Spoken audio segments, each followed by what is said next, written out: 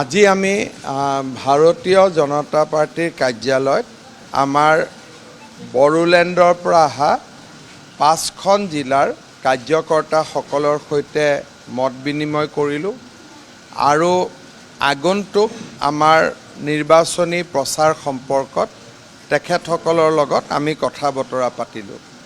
অহা 23 তাৰিখে চূড়ান্ত মনোনয়ন আছে।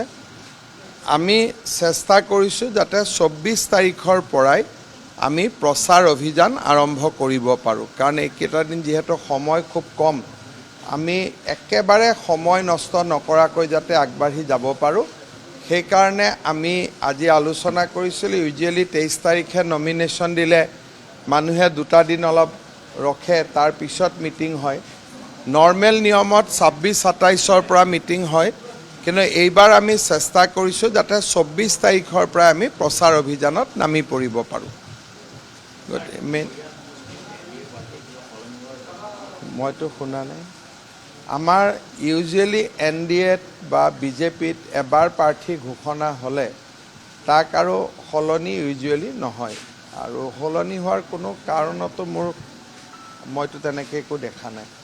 কিন্তু ডিমৰীয়াত প্ৰাৰ্থী AGPয়ে দিছে, কিবা যদি আছে AGPয়ে জানিব, আমি কথা পতা নাই। এইবিলাক কথা পাতিব বেয়া, কেনেবাকৈ যদি এনেকৈ আৰু কথা পাতিব নোৱাৰি। মই জানাত 99.999% কোনো কেণ্ডিডেট সলনি নহয়। দলগাঁও আৰু চিচিৰ বৰগাঁও, একচুৱেলি চমৰীয়া সমষ্টিটো আমি AGPক দিছিলোঁ, দলগাঁওটো আমি লৈছিলোঁ, কিন্তু কিবা এটা ভুলৰ কাৰণে চমৰীয়াত আমিও প্ৰাৰ্থী দিলোঁ, AGPয়েও প্ৰাৰ্থী দিলে। তাক এতিয়া আমি ঠিক কৰি লৈছোঁ, চমৰীয়াত BJPৰ প্ৰাৰ্থী নাথাকে, তাৰ পৰিৱৰ্তে দলগাঁৱত আমাৰ প্ৰাৰ্থী থাকিব, সংখ্যাটো একেই থাকিব। ভাল কথা না, আমি তেওঁক শুভেচ্ছা জনাব লাগে। যিকোনো মানুহে যেতিয়া ৰাজনীতিত নিৰ্দলীয় বা আন দলৰ হৈ প্ৰতিদ্বন্দ্বিতা কৰে, আমি ৰাজেন গোহাঁই ডাঙৰীয়াকো শুভেচ্ছা জনাই বিদায় দিছিলোঁ। গতিকে জয়ন্ত দাসৰো ৰাজনৈতিক জীৱনৰ অত্যন্ত উজ্জ্বল ভৱিষ্যত কামনা কৰি আমি তেখেতক আমাৰ দলৰ পৰা বিদায় দিছোঁ দুখেৰে সৈতে। যোনে মই কোনে সিদ্ধান্ত লৈছে নাজানো, কাৰণ কিহৰ কাৰণে আপোনালোকে মোক এজন এজনৰ নাম কৈ যাব, মই তেওঁলোকৰ শুভেচ্ছা দিম, কালি পৰহি দেখিম যে তেওঁ দলতে আছে। সেইকাৰণে যিয়েই আমি আমাৰ দলৰ পৰা কোনো আঁতৰি যোৱাটো নিবিচাৰোঁ, কিন্তু টিকেট 89, প্ৰাৰ্থী 1400, এজন দুজন যদি কোনোবা ক'ৰবাত যায়ো আমি কাকো সমালোচনা নকৰোঁ। আমি তেওঁলোকৰ ৰাজনৈতিক জীৱনৰ উজ্জ্বল ভৱিষ্যত আমি কামনা কৰিম।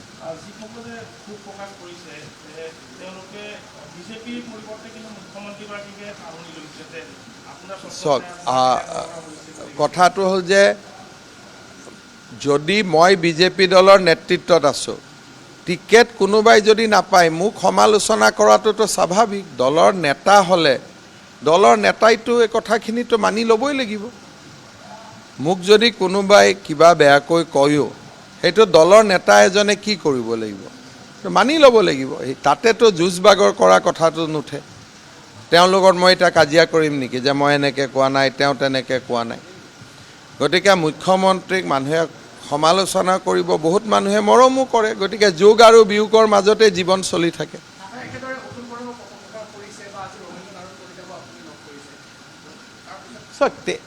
তেওঁলোক বহুত জ্যেষ্ঠ নেতা, গতিকে তেওঁলোকক লগ কৰাটো এটা আমাৰ অসমীয়া সমাজত পৰম্পৰা বুলি কয়, যে বহুত যেতিয়া বয়সত জ্যেষ্ঠ নেতাই অলপ মনত দুখ পায়, তেওঁলোকৰ লগত দুআষাৰ কথা পাতিব লাগে।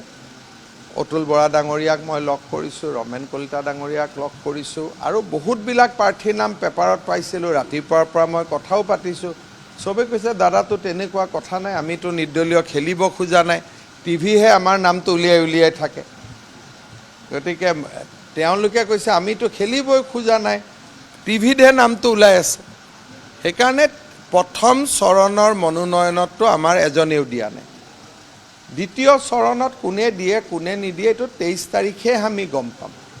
আৰু মই যিমান দূৰ জানো, যে বিজেপিৰ বাহিৰত গৈ নমিনেশ্যন দিয়া 4-5 জনতকৈ বেছি মানুহ নহয়।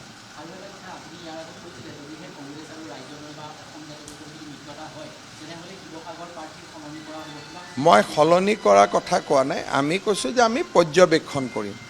গতিকে শিৱসাগৰৰ সম্পৰ্কত কি সিদ্ধান্ত ল'ব নল'ব AGP দলে কেনেকৈ বিচাৰে তাৰ ওপৰত নিৰ্ভৰ কৰিব।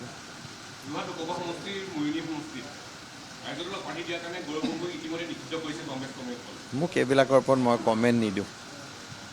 এইবিলাক এতিয়া কমেণ্ট দি কি লাভ হ'ব? অহাকালি মানুহে কাক ভোট দিব সিদ্ধান্ত লৈয়ে থৈছে। এতিয়া আৰু ইয়াত এইবিলাক ইজনে সিজনক নিষিদ্ধ কৰিছে, এইবিলাক অকল টেলিভিশ্যনৰ বাতৰি আৰু বাকী কাক ক'ত মানুহে ভোট দিব মানুহে ঠিক কৰি থৈ দিছে। ভোটটো কালি হ'লে কালিয়ে মাৰি দিব। সেইকাৰণে এইবিলাকৰ মই নাভাবোঁ আৰু বহুত বেছি কাৰোবাক নিষিদ্ধ কৰিছে, কাৰোবাক এলাউ কৰিছে, এইবিলাকৰ ওপৰত মই কি ক'ম। মই চেষ্টা কৰিম 4-5খনকৈ মিটিং কৰাৰ। আৰম্ভটো এনেকুৱা 24 তাৰিখে আমাৰ ভৱানীপুৰ সৰভোগ সমষ্টিত এটা যাত্ৰা আছে, আশীৰ্বাদ যাত্ৰা আছে।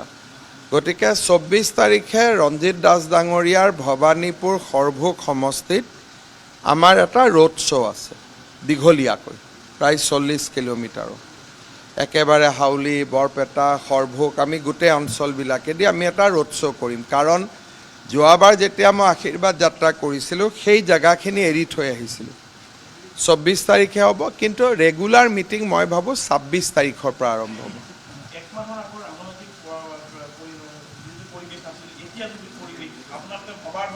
বিজেপিতকৈ আৰু বেছি, বিজেপিৰ কাৰণে আৰু বেছি ভাল হৈ গ'ল। একমাহ আৰু আজিৰ মাজততো আমি আৰু বহুত ওপৰত গুচি গ'লোঁ। এক প্ৰকাৰ এতিয়াতো প্ৰাৰ্থী তালিকা যিখন কংগ্ৰেছে দিলে, সেই প্ৰাৰ্থী তালিকাখন দিয়াৰ পিছত মই ভাবোঁ যে আমি বহুত চিটত য'ত নিজিকিম বুলি ভাবিছিলোঁ তাতো এতিয়া আমাৰ পজিশ্যনবিলাক বহুত ভাল হৈ গ'ল। কাৰণ তেওঁলোকে ভাবি চিন্তি কেণ্ডিডেট দিয়াই নাই, দিব লাগে কাৰণে দি দিছে। সেইটোকে কৈছোঁ যে যিবিলাক প্ৰাৰ্থী দিছে এনেকুৱা লাগে যেন কোনোবাই বিজেপিক সহায় কৰিবৰ কাৰণেহে কংগ্ৰেছৰ লিষ্টখন ওলোৱাই দিছে। কাৰণ তাততো চিৰিয়াছ কেণ্ডিডেটটো ক'তো দিয়াই নাই। আপুনি গুৱাহাটীৰ 4-5টা সমষ্টিতে চাওকচোন, তেওঁলোকে কেণ্ডিডেট কোনো চিন্তা কৰি দিয়া যেনটো লাগাই নাই, দিব লাগে কাৰণে দি দিছে। বা নহ'লে ৰাজীৱ ভৱনত হিন্দু মানুহ নাই কাৰণে যাকে পাইছে তাকে হয়তো দিব চেষ্টা কৰিছে। গতিকে কোনোতো কেণ্ডিডেটে নাই। এবাৰ বহুত চিটত ইলেকশ্যনৰ মজাটোৱে নাহিব যিটো। আৰু আজিলৈকে কংগ্ৰেছেতো কিজানি পূৰা লিষ্টখনেই দিয়া নাই নেকি, এতিয়াও 6টা-7টা নাম বাকী আছে। এনেকুৱা আগততো কেতিয়াও মই হোৱা দেখা নাই।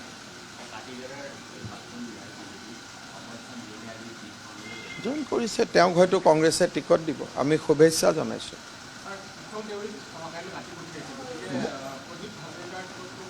তেনেকুৱা নহয়, কুশল দুৱৰী আমাৰ পাৰ্টীৰ নেতা, গতিকে তেওঁ টিকট পোৱা নাই, মনত যাতে দুখ পাই নাথাকে তাৰ কাৰণে মই মাতি পঠাইছোঁ।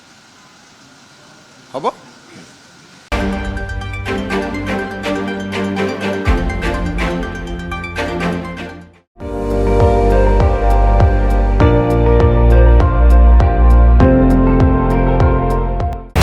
আপুনি চাই আছে ND24, সৰ্বশ্ৰেষ্ঠ নহয় সৰ্বোত্তমৰ দৌৰ।